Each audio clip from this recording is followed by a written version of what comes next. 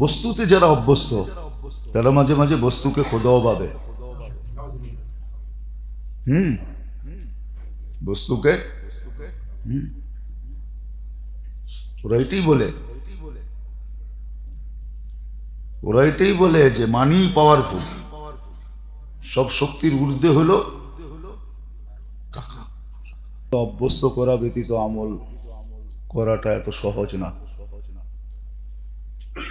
কেননা নেক কাজ একটু কষ্টসাধ্য, যদিও সহজ তারপরও মনের বিপরীতে হয়, মন চায় না নেক করতে। নেক কাজের উপরে মন খুব কমই উদ্বুদ্ধ করে মানুষকে বা উৎসাহিত করে খুব কমই, কারণ ইন্নান নাফসা লাম্মারাতুন বিসসু, মানুষের মন খারাপের দিকেই মানুষকে বেশি ধাবিত করে। এজন্য আমলে যতক্ষণ পর্যন্ত মানুষ অভ্যস্ত না হয় আমল করা সহজ হয় না। আর আমলে যখন অভ্যস্ত হয় তখনও এটার একটা প্রতিক্রিয়া আসে, তখন আমল ছাড়া আর ভাল লাগে না। তখন আমলের মজা এতটুকু পায় যখন অভ্যস্ত হয়, এতটুকু আমলের মজা পায়, তখন পানাহার ছাড়াও সহজ হয়, ঘুম ছাড়াও সহজ হয়। পানাহার ছেড়ে দেওয়া সহজ, ঘুম ছেড়ে দেওয়া সহজ, সবকিছু সহজ হয়ে দাঁড়ায় যখন আমলে অভ্যস্ত হয়। কারণ আমলের ভিতরে একটা স্বাদ আছে, মজা আছে। নাহলে হাদিসে হালাওয়াতুল ঈমান এই শব্দ কোনোদিন আসতো না, যে ঈমানেরও একটা মজা আছে, আমলেরও মজা আছে। এই জন্য জীবনের উদ্দেশ্যটা তো আমলই ছিল, যে মানুষ আমল করুক। আমল এই জন্যই দিছিলেন আল্লাহ, যে মানুষ তার সমস্ত প্রয়োজন এবং সমস্যাগুলা আমল দ্বারা মেটাবে। হ্যাঁ, দুই ধরনের লোকই দুনিয়াতে আছে। চক্ষুওয়ালারা তো চোখ দিয়া দেখেই চলে, আর যাদেরকে আল্লাহ দৃষ্টিশক্তি দেন নাই, সে হয়তো কারো হাতে হাত দিয়া চলে, বা লাঠি একটা নিয়ে খোঁচাইতে খোঁচাইতে অনুমানের উপরে চলে। সত্য কিন্তু এটাই, আমল হলো চোখের মতো, দৃষ্টির মতো। আমল এই জন্যই দিছিলেন, জীবনের উদ্দেশ্যটা আমল এই জন্যই ছিল। আমল দ্বারা যেরকম, আমল এই জন্যই দিছিলেন, আমল দ্বারা যেরকম নিজের প্রয়োজনগুলাকে মেটাবে, যা প্রয়োজন তা মিটাবে, যা সমস্যা তা সমাধান করবে। এই জন্যই মুসলমানদেরকে আল্লাহ আমল দিছিলেন। অন্যদেরকে আল্লাহ আসবাব দিছিলেন, কারণ ওদের চক্ষু নাই, ওদেরকে আসবাব দিয়া খুশি করছেন। এই জন্য ওরা আসবাব পায়া খুশি, বস্তু পায়া খুশি, ওরা আসবাবে খুশি। আসবাব ওদেরকে এই জন্যই দিছিলেন যে চক্ষু তো নাই, দৃষ্টিশক্তি তো নাই, চলবে তো চলবে কি করে। এই জন্য ওরা আসবাবের উপরে চলে, আসবাব ওদেরকে দিছিলেন। আর মুসলমানকে আল্লাহ আমল দিছিলেন। এর জন্য বলছিলেন যে জীবনের উদ্দেশ্যটা আমল, মুসলমানকে আল্লাহ আমল দিছেন। এই জন্য দেখবেন প্রত্যেক সমস্যার আমল আছে। সমষ্টিগতভাবে তো একটা আছে যে যেই প্রয়োজনই হোক, সালাতুল হাজত পড়ো। ইদা হাজাবাহু আমরুন ফাজিয়া ইলা সালাহ, যখনই প্রয়োজন আসতেন নামাজের দিকে ছুটতেন, আসতে দেরি, নামাজের দিকে যেতে দেরি করতেন না। সালাতুল হাজত দিছিলেন প্রয়োজনকে মেটানোর জন্য। আর যে কোনো সমস্যা আসছে তো সাথে সাথে সালাতুল হাজত। আবার আলাদা আলাদা আমলও আছে, যে কোন সময় কোন আমল করবে, কি বিপদ হইলে কি করবে। একটা হলো সব বিপদের জন্য, প্রয়োজনের জন্য, সব চাওয়া পাওয়ার জন্য নামাজ। এই জন্য আল্লাহ কোরআনও শিখাইছেন, আস্তাঈনু বিস-সাবরি ওয়াস-সালাহ, নামাজ দ্বারা সাহায্যের ভান্ডার খুলে নাও। সাহায্যের যে ভান্ডার আছে, দরজা আছে, এটা খুলে নাও নামাজ দিয়া। তো যেটা বুঝাইতেছিলাম যে আমল দিছিলেন, আমল আমাদের জীবনের উদ্দেশ্য ছিল, কিন্তু অভ্যাস না হওয়ার কারণে, বুঝে না আসার কারণে, শিক্ষা দীক্ষা না থাকার কারণে, শিক্ষা তো আছে কিন্তু এই শিক্ষাটা না থাকার কারণে এটার গুরুত্ব না দেওয়ার কারণে শিক্ষা আছে, দুনিয়ার শিক্ষা আছে, যেটাকে জেনারেল বলে, দুনিয়ার শিক্ষা আমাদের কাছে আছে। যেটাকে ইহজগতের শিক্ষা বলে ওটা আছে, যেটাকে ইলমুল মাআশ বলে, জীবিকা অর্জনের বিদ্যা আছে। কিন্তু আসলে যেটাকে ইলমুল মাআদ বলে, আখিরাতের বিদ্যা,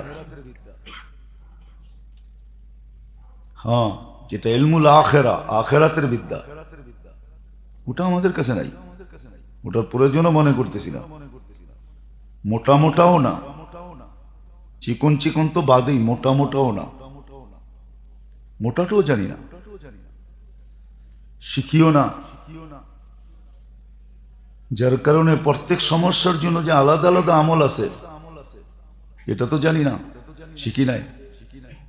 তো যেটা বুঝাইতেছিলাম যে আমল দেওয়ার উদ্দেশ্যটা কি, কেন আমল দিলেন? কেন জীবনটা আমল দ্বারা, এটাই সত্য, জীবনটা আমলের দ্বারা, এটাই সত্য। জীবনের উদ্দেশ্যই আমল, নাহলে কোরআন বলতো না লিয়াবলুয়াকুম আইয়ুকুম আহসানু আমালা। সবসময় দেখার বিষয় করতেছো কি, ভালো না খারাপ, পক্ষে না বিরুদ্ধে, কোনটা করতেছি। নবীরা এসে এই রাস্তায় দেখাইছেন। মুহাম্মদুর রাসূলুল্লাহ সাল্লাল্লাহু আলাইহি ওয়াসাল্লাম আয়েশা এই রাস্তা দেখাই একটা পরিবেশ তৈরি করছেন, একটা জামাত তৈরি করছেন, যেখানে বস্তুই আসল ছিল। ওই সমাজ থেকে বাহির করে নিয়ে আসছেন বুঝায় বুঝায়, যে না, আমল মেন উদ্দেশ্য, আমল। তো জীবনের উদ্দেশ্যটা ছিল আমল, আর আমল দ্বারাই সমাধান ছিল। আমল শুধু আমল না, আমল একটা সমাধানও, আমলই একমাত্র সমাধান। আর এটা প্রমাণ করে দেখাইছেন, শুধু মুখে বলে না, প্রমাণ করে। সাহাবায়ে কেরাম ছোট থেকে ছোট, বড় থেকে বড়, কিতাবে পাওয়া যায় নদীতে শুধু পেয়ালা পড়া গেছে, ওটা পর্যন্ত উঠায় নিছেন নামাজ দিয়া। দজলার ভিতরে পেয়ালা পড়া গেছে, ওটা উঠায় নিছেন নামাজ দিয়া। বড় বড় থেকে বড়, ছোট থেকে ছোট, ওনারা প্রমাণ করে দেখাইছেন। কিন্তু আফসোস তো এটাই যে করবে কে, শিখবে কে। বস্তুতে এতটুকু আসক্ত আমরা, যেমন বার কি বলে এটাকে, যেখানে মাদক থেকে নিষ্কৃতি পাওয়ার জন্য নিরাময় কেন্দ্র, বারবার যাওয়ার পরও যখন সুস্থ না হয় তখন কিন্তু সবাই নৈরাশ হয়ে যায়, কারণ আসক্ত। আমরাও বস্তুতে আসক্ত, আর এটার কারণও আছে। সবকিছু বস্তুর দ্বারাই মিটতেছে দেখতেছি, সব প্রয়োজন বস্তুর দ্বারাই মিটতেছে দেখতেছি, বিদায় দিলে এটাই গাচ্ছে। এখন আমরা বস্তুতে আসক্ত, এক তো আমলে অভ্যস্ত না, আমল শিখিও নাই, জানিও না। অনেক সময় ভালো জিনিস খাইতেও মানুষ ভয় পায়, যদি এটার ভালো মতো অভিজ্ঞতা, নলেজ না থাকে, তো ভালো জিনিস খাইতে অনেক সময় ভয় পায়। হ্যাঁ, নাইলে প্রবাদ বাক্য, নাইলে এই কাহিনী কেন আসতো যে ক্ষীর দেখলে ভয় পায়, ক্ষীর দেখলেও ভয় পায়, কিন্তু ক্ষীর ভয় পাওয়ার জিনিস না। চুন্না ভয় পাওয়ার জিনিস, জিব্বা কাটে, কিন্তু ক্ষীর তো কাটে না। ক্ষীর দেখলেও ভয় পায়। তো আসল যেটা বোঝানোর উদ্দেশ্য আমার, এই জীবনের উদ্দেশ্য কিন্তু আমল, আর কিছু না। এর পিছনেই ওয়াদা ছিল যে সমস্যা যত আসবে, প্রয়োজন যত হবে, সমস্যা আসলেও আমল দ্বারা সমাধান হবে, প্রয়োজন আসলেও আমল দ্বারা মিটবে। এই জন্য সাহাবায়ে কেরাম দেখাইছেন, দেখাই দিয়েছেন, বড় বড় জিনিস দেখাইছেন। সাহাবা কেন, পরের লোকেরও দেখাইছেন। আব্দুল্লাহ ইবনে মুবারক রহমতুল্লাহ আলাইহি ঘোড়ার পা ভেঙে গেছেন, উনি ওই জায়গায় দাঁড়ায়া সেকেন্ডে দেখাইছেন যে ঘোড়ার পাও আগে যেমন ছিল এখন শক্তিশালী আরো বেশি হয়েছে। উনি দোয়া পড়ছেন, ওইখানেই ফু দিছেন, ওইখানেই ভালো হয়ে গেছে। হয়তো দেখা যাবে আমাদের মাথায় এগুলা ঢুকবে না, আমরা বলবো এটা তো বিজ্ঞানসম্মত না, এটা হয়তো হয় কি করে, এটা হয় তো হয় কি করে। যদিও আমরা এটা বলবো যে এটা কি করে হয়, ওষুধ লাগাইলো না, পট্টি লাগাইলো না, প্লাস্টার করলো না, এটা ভালো হয়ে গেল, ফু দিল আর ভালো হয়ে গেল। যদিও আমাদের বুঝে আসবে না, আমরা এটা মানতে রাজি হব না, কিন্তু সত্য এটাই, আমলের পাওয়ার এটাই, আমলের পাওয়ার এটাই। আমল এই জন্যই ছিল, আমল আল্লাহ এই জন্যই দিয়েছিলেন,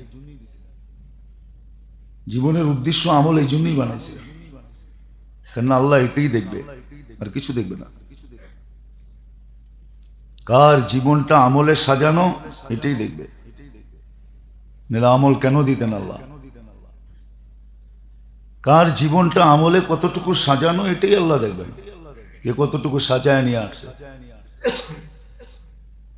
কে কত সুন্দর সাজায় নিয়ে আসছে এটাই দেখবে। এই জন্য জীবনের উদ্দেশ্য একমাত্র আমল।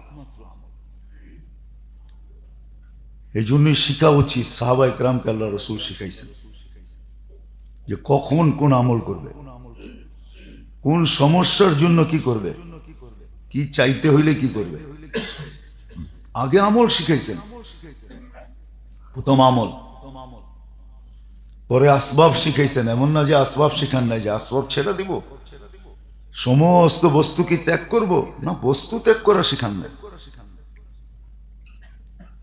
কিন্তু প্রথমে আমল শিখাইছেন, তারপরে বস্তু শিখাইছেন, যে আমল করা বস্তু নাও, তাহলে বস্তু তোমার পক্ষে আসবে, বিরুদ্ধে যাবে না, তখন বস্তু তোমার পক্ষে থাকবে, তোমার বিরুদ্ধে যাবে না। তখন টাকা আসবে, কিন্তু টাকা দিয়া জাহান্নাম হবে না, জান্নাত হবে। ওই রাস্তায় খরচ হবে যে রাস্তা জান্নাত আর জান্নাত, নাহলে বিরুদ্ধে চলে যাবে। ওই রাস্তায় খরচ হবে যে রাস্তায় জাহান্নাম আর জাহান্নাম। এরকম প্রত্যেকটা জিনিস। এই জন্যই তো যারা লেখছেন খুব সুন্দর লেখছেন যে যা বাড়ির জানলা কাইটাও সওয়াব পাওয়া যায়, যদি নিয়ত এটা থাকে যে জানলা দিয়া আজানের আওয়াজ আসবে, আমি সময় মতো জামাতে উপস্থিত হব। আলো বাতাস তো আসবেই, এটাতে অসুবিধা নাই, কিন্তু যদি জানলা কাটার সময় নিয়ত থাকে যে আমি আজানের আওয়াজ শোনার জন্য কাটতেছি, তাহলে উলামা ইকরাম বলেন, সত্যই বলেন, তাহলে জানলা কাটারও সওয়াব পাবে। হ্যাঁ, সওয়াব পাবে, সত্য পাবে। তখন বস্তু আমার পক্ষে যাবে, বিরুদ্ধে যাবে না, আর নইলে বস্তু আমার বিরুদ্ধে যাবে। বস্তু তো বস্তু, আমার দেহটা পর্যন্ত আমার বিরুদ্ধে চলে যাবে। নইলে কোরআন কেন বলবে কিয়ামতের দিন তোমাদের হাত পাও তোমাদের বিরুদ্ধে সাক্ষী দিবে? হাত পাও বিরুদ্ধে সাক্ষী দিবে, এটাও বিরুদ্ধে চলে যাবে, আমার করার কিচ্ছু থাকবে না। আজকে যদিও বলি এটা আমার ইচ্ছাই এটা নড়ে, আমার ইচ্ছাই এটা চড়ে, আমার ইচ্ছাই এটা চলে, আমার ইচ্ছাই এটা থামে, আজকে যদিও বলি, কিন্তু কালকে কিন্তু এটা আমার পক্ষে থাকবে না, বিরুদ্ধে চলে যাবে, আমার কথা মানবে না। আমি যতই ইশারা করবো আঙ্গুল দিয়া চুপ, এটা চুপ হবে না, এটা আরো জোরে বলবে, আবার বইলেও দিবে আনতাকানি আল্লাহু আনতাকা কুল্লা শাই, যে আল্লাহ সব জিনিসকে বাক শক্তি দিছে, উনি আজকে আমাকেও দিছে। আমি এতদিন বলি নাই, আজকে বলবো, আর যা বলবো সত্য বলবো, সওয়াবা সত্য। এই জন্য বুঝারও বিষয়, ভাবারও বিষয়, চিন্তারও বিষয়। বাবা চিন্তা বুঝা এটা খুব দরকার, এটাই বিষয়। যে জীবনের উদ্দেশ্যটা একমাত্র আমল ছিল, আমল ছিল, আর আমলের মাধ্যমেই আমাদের সমাধান আর প্রয়োজন মিটানো খোঁজা উচিত ছিল। কেন মুসলমান চক্ষুওয়ালা, চক্ষুষ্মান্দ বা চক্ষু আর দৃষ্টি শক্তিওয়ালা ব্যক্তিটা কখনো কারো হাতের সাহায্যে চলে না, বা অন্ধের মতো চলে না, সে তো চোখ দিয়ে দেখা চলে। আল্লাহ আমাদেরকে আমল দিছিলেন এই জন্যই জীবনের উদ্দেশ্য আমল। বিষয় এটাই, কে কতটুকু করলো। আগেও বলছি, এখনো বলতেছি, আল্লাহ আমাদেরকে আমল দিয়ে মাপবেন, অন্য কিছু দিয়ে মাপবেন না। কোরআন যে বলে আম্মা মান সাকুলাত মাওয়াজিনুহু, আমলের কারণেই পাল্লা ভারী হবে। কোরআন যে এটাও বলে আম্মা মান খাফফাত মাওয়াজিনুহু, আমল না থাকার কারণেই হালকা হবে। আমল না থাকার কারণে সব বাহিরও হয়ে আসবে। এই জন্যই তো কোরআন বলে ইদা সুলজিলাতিল আরদু জিলজালাহা ওয়া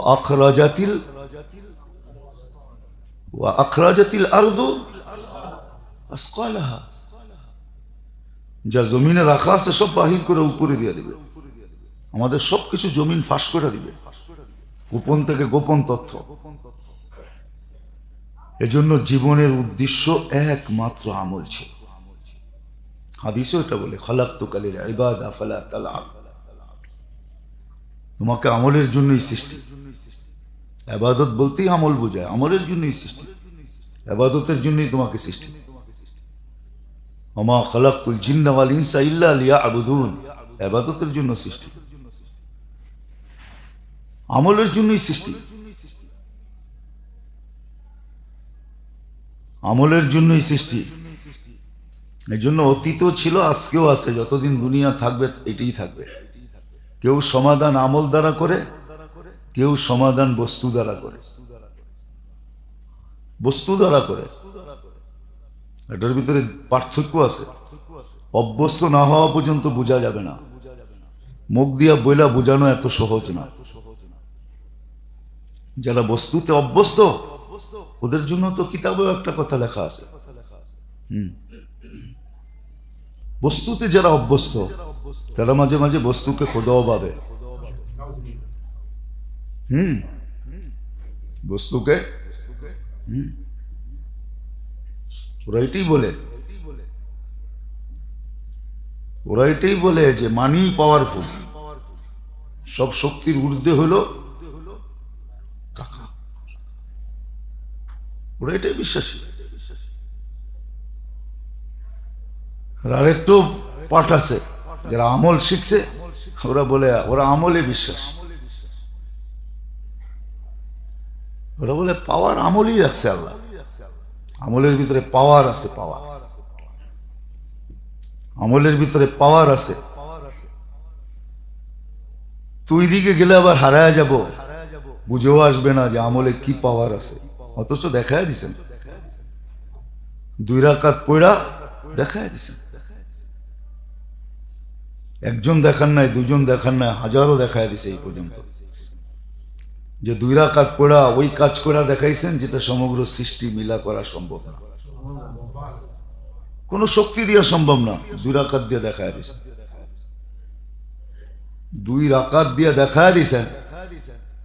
হ্যাঁ, 2 রাকাত দিয়ে দেখায় দিছেন, এটা সমগ্র সৃষ্টি মিলেও সম্ভব না। 2 রাকাত দিয়ে বৃষ্টি নামায় দেখায় দিছেন, 2 রাকাত দিয়ে যেখান থেকে পানি উঠা সম্ভব নয় ওইখান থেকে পানি উঠায় দেখায় দিছে। যেই সমস্যার সমাধান হওয়া সম্ভব না 2 রাকাত দিয়ে ওইটা করে দেখায় দিছে। এরকম এক কাহিনী না, 2 কাহিনী না, শত শত আছে। এখন যদি আপনি না মানেন তাহলে ওটা ভিন্ন কথা। আপনার বিজ্ঞানের ফিতা দিয়া যদি, বিজ্ঞানের মিটারে যদি না আসে তো এটা ভিন্ন কথা, কিন্তু এটা সত্য এটাই যে আল্লাহ আমাদেরকে আমল দিছেন। আমল জীবনের উদ্দেশ্যটা আল্লাহ আমল রাখছে না, কিচ্ছু না। জীবনের উদ্দেশ্য আমল, আমল ছাড়া জীবনটা গড়া হবে না। আর আমল এর জন্যই দিছেন যে যত সমস্যা আসুক, যত সমস্যা আসুক, যত প্রয়োজন আসুক, তুমি সমাধান কুইকলি করতে চাও, খুব তাড়াতাড়ি করতে চাও, নিখুঁতভাবে করতে চাও, কোনো কিছু খরচ করা ব্যতীত করতে চাও, তোমার মান সম্মান ক্ষুণ্ণ হওয়া ছাড়া করতে চাও, এই জন্য আমল, এই জন্য আল্লাহ আমল দিছেন, এই জন্য আল্লাহ আমল দিছেন। আমল আমল এই জন্যই দিছেন, মান সম্মান যেন ক্ষুণ্ণ না হয়। আল্লাহ রসুল এটাই এসে শিখাইছেন, এটাই শিখাইছেন, এই কটা জিনিসই শিখাইছেন।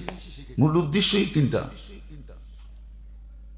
যে আমল জীবনের উদ্দেশ্য, জীবনটা সুরক্ষিত হওয়ার জন্য।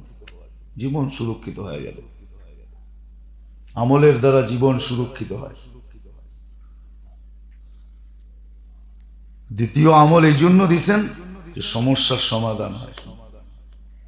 তৃতীয় আমল এই জন্য দিছেন প্রয়োজন যেন বস্তুর মাধ্যমে না, আমলের মাধ্যমে প্রয়োজন মিটে। এই জন্য সাহাবায়ে কেরাম বস্তুর দিকে কম গেছেন, আল্লাহওয়ালারা বস্তুর দিকে দৌড়ান নাই। প্রত্যেক যুগে দেখেন এরা কখনো বস্তুর দিকে দৌড়ায় নাই। আর মুসলমানকে এটাই বলা আছে, তুমি বস্তুর দিকে দৌড়াবে না, বস্তু তোমার দিকে দৌড়াবে। এটাই সত্য। মাল্লাহুল মাওলা ফালাহুল কুল, এটাই বোঝায় যে তখন বস্তু তোমার অনুগত্য হবে, বস্তু তোমার সেবায় নিয়োজিত হবে, বস্তু তোমাকে সেবা দিতে পারলে ধন্য মনে করবে, ধন্য। এই জন্যই তো আছে, নাহলে মানুষ কেন যায়? আল্লাহওয়ালারা সাহাবায়ে কেরাম যেখানে বসছে, যেখানে ঘুমাইছে, যেখানে হাঁটছে, যেখানে চলছে, আমরা ওই সমস্ত জায়গাগুলাকে বরকতময় কেন মনে করি না? করেন না? আল্লাহওয়ালারা যেখানে ছিল, যেখানে আছে, ওটা বরকতময় মনে করেন না?